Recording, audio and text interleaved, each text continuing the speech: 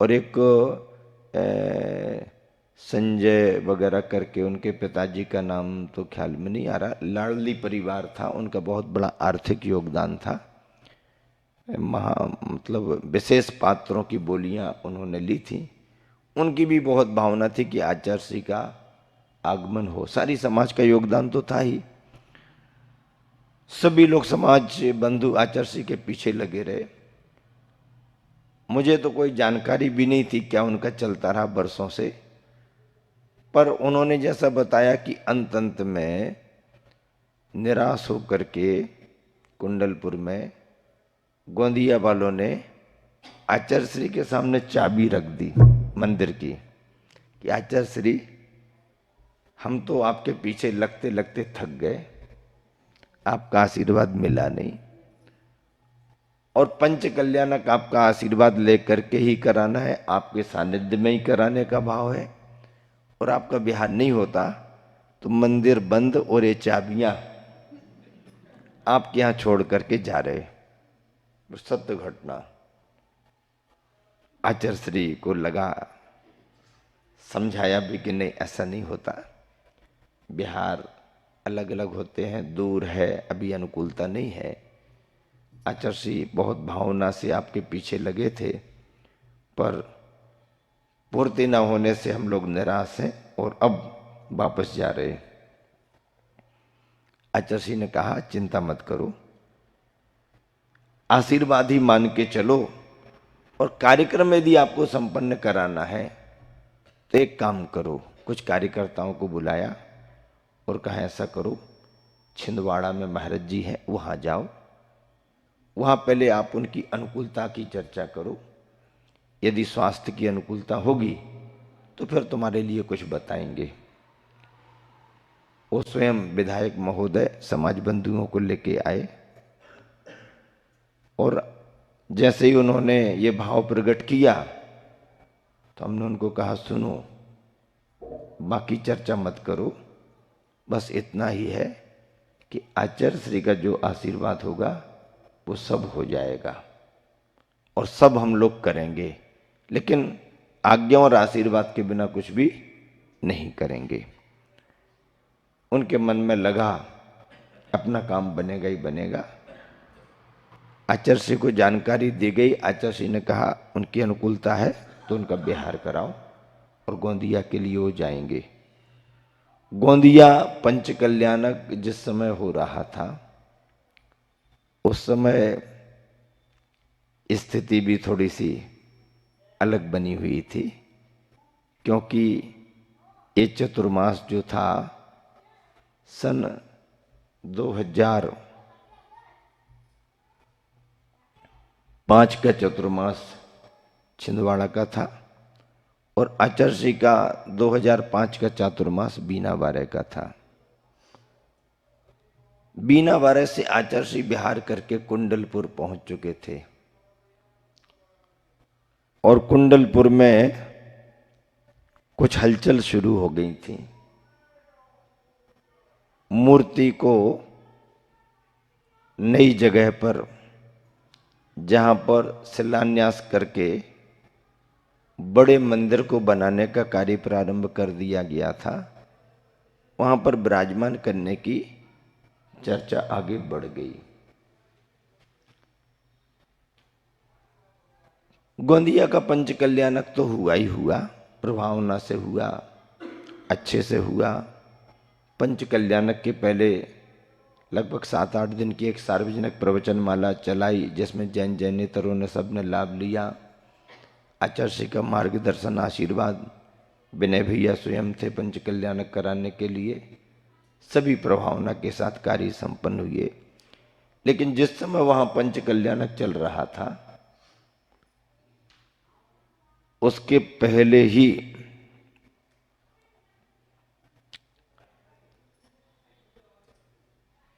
कुंडलपुर में प्रतिमा को विराजमान करने की स्थिति बन गई।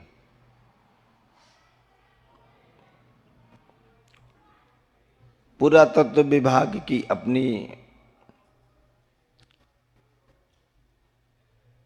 एक तरह से प्रशासनिक कार्यवाहियां होती हैं। कमेटी कार्यकर्ता अपना क्षेत्र का काम करना ही चाहते हैं, समाज का सहयोग रहता है, लेकिन कभी कभी कुछ विघ्न संतोषी भी उत्सुक होकर के शुभ कार्यों में बाधा डालने का प्रयास करते हैं। प्रत्यक्ष परोक्ष उनका अपना भाव रहता है, और ऐसा करने पर वह सभी माहौल एक तरह से बना हुआ था। और उन दिनों में तो भारी चर्चा देश में थी,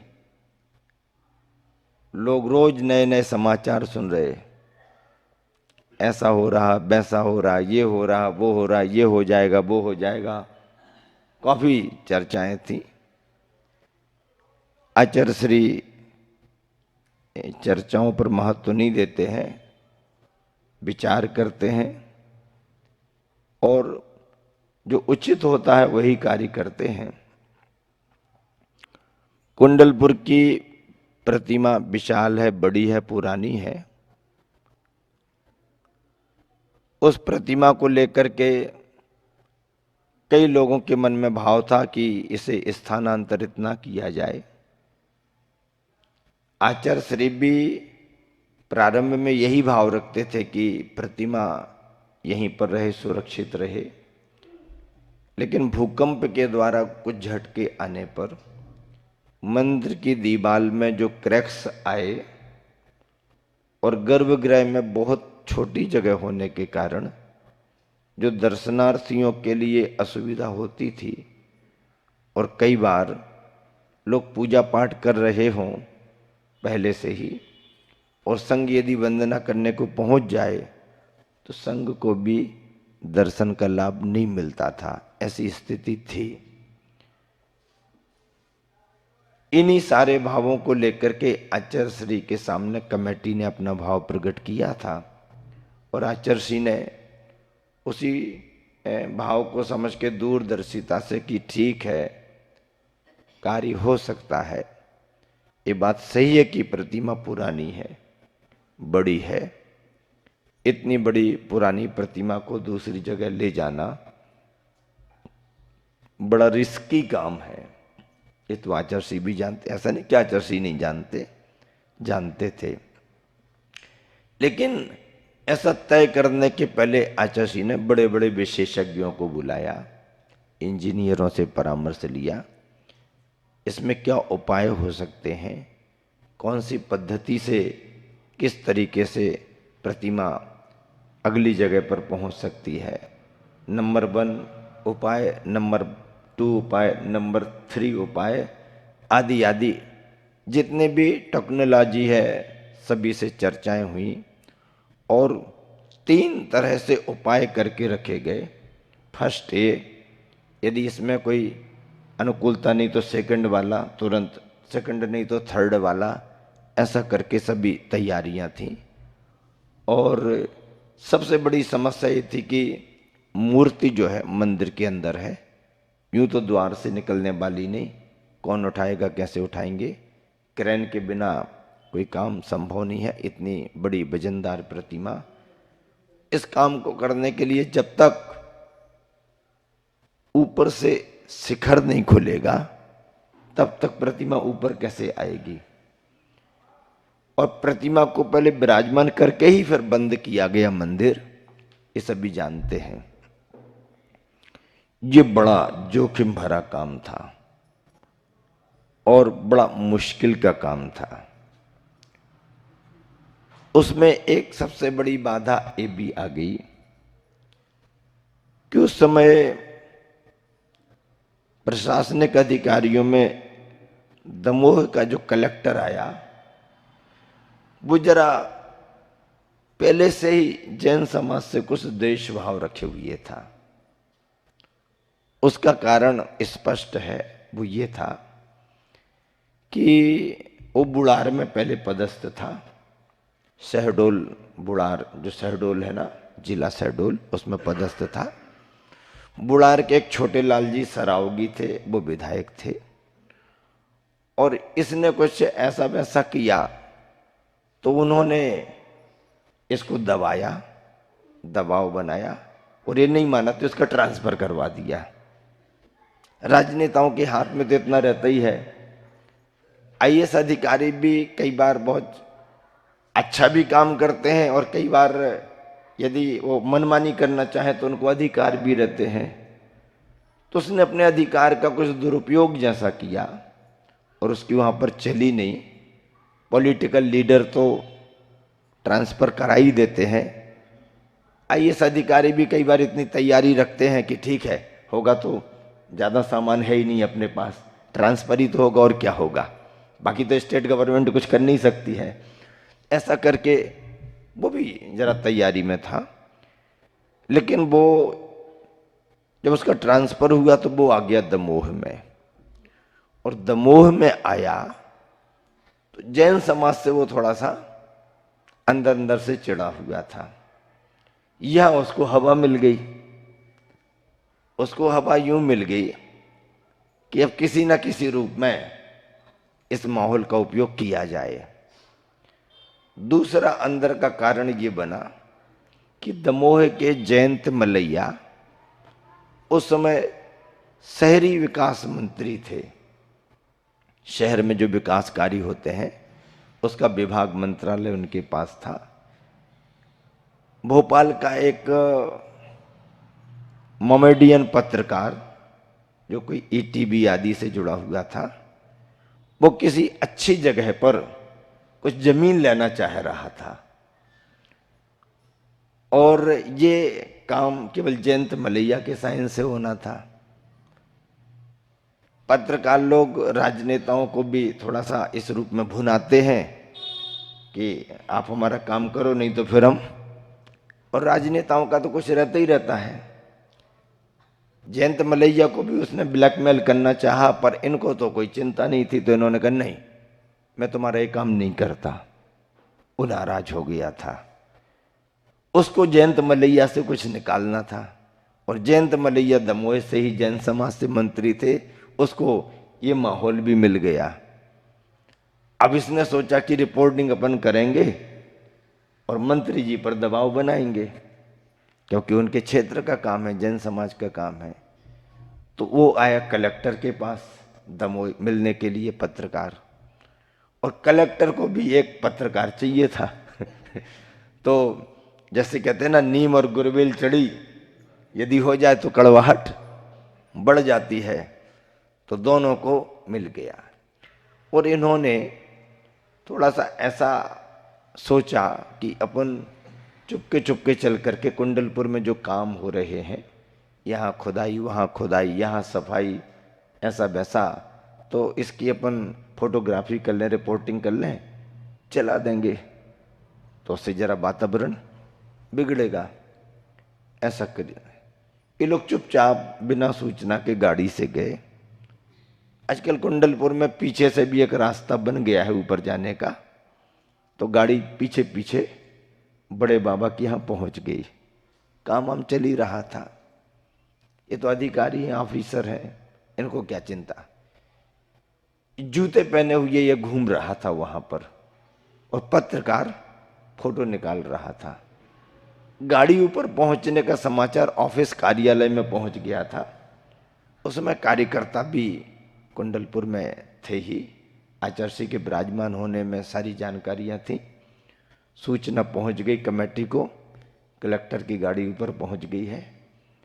पीछे से वॉलंटियर्स कार्यकर्ता, जबलपुर ललितपुर के कुछ लड़के, खास करके ललितपुर के लड़के भागे भागे पहाड़ पर पहुंचे।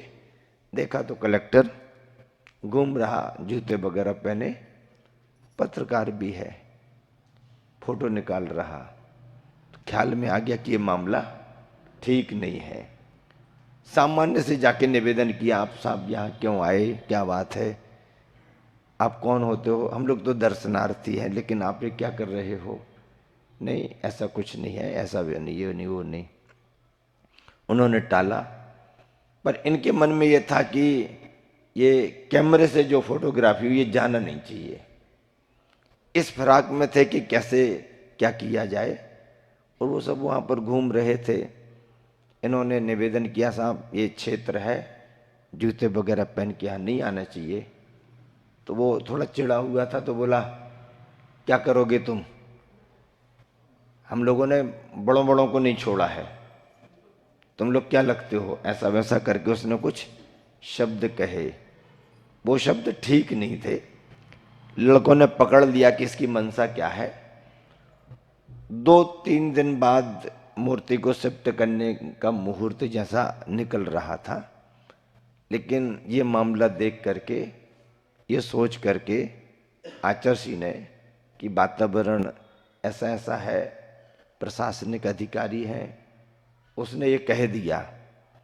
क्या हुआ उसमें कि लड़कों ने फिर ये देखा कि ये मान नहीं रहा, तो उसकी गाड़ी पर, उस पर पथराव कर दिया कलेक्टर पर। वो थोड़ा सा बचाव के लिए यहाँ वहाँ हुआ, पत्रकार का कैमरा लेके तोड़ दिया वहीं पर। ये दोनों बातें एक तरह से मतलब गलत तो है ही, लेकिन बच्चों के सामने कोई उपाय नहीं था। पथराव करने से कलेक्टर गाड़ी में बैठ गया, पत्रकार का कैमरा छिन गया, टूट गया, वही भाग गया।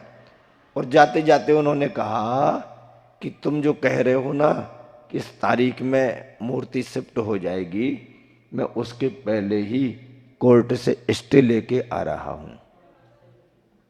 अब उसने भावावेश में कह दिया, क्योंकि वो बात कुंडलपुर में फैल गई। कार्यकर्ताओं ने आचार्य को बताया, ऐसा ऐसा हो गया आचार्य। आचार्य ने कहा तुम लोगों ने ठीक नहीं किया, ऐसा नहीं करना चाहिए। बोले आचार्य गलत भी हो गया तो हमारे पास कोई उपाय नहीं था। आचार्य कुछ बोले नहीं। स्थिति तनावपूर्ण हो गई थी, समाज को चिंता हो गई थी।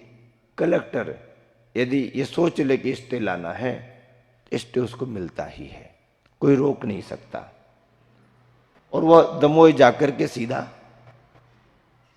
अगले दिन जबलपुर पहुंच गया। लेकिन समाज भी कम नहीं, समाज भी दमदार थी। क्या सागर, क्या ललितपुर, क्या जबलपुर, जैन समाज के बिना कोई भी पत्ता नहीं हिलता, चाहे राजनीतिक हो चाहे कुछ भी हो। कितना भी गर्मा गर्मी हो जाए, यदि 10 दिन 8 दिन समाज मार्केट बंद कर दे तो लोगों के चूल्हे बंद हो जाते हैं। ये स्थिति है। और जब ज्यादा स्थिति बिगड़ती है तो जैन समाज 5-7 दिन को मार्केट ही बंद कर देती। अब मार्केट बंद होने का बहुत बड़ा असर होता है, क्योंकि समाज व्यापारी है और छोटे से लेकर बड़े बड़े व्यापार भी, सब तरह के व्यापार समाज के हाथ में है। दूसरी समाज के भी व्यापार हैं तो वो भी इनसे जुड़े हुए, ये उनसे जुड़े हुए। और जब समुदाय रूप में, बड़े रूप में मार्केट बंद होता है तो बहुत बड़ा फर्क आता है।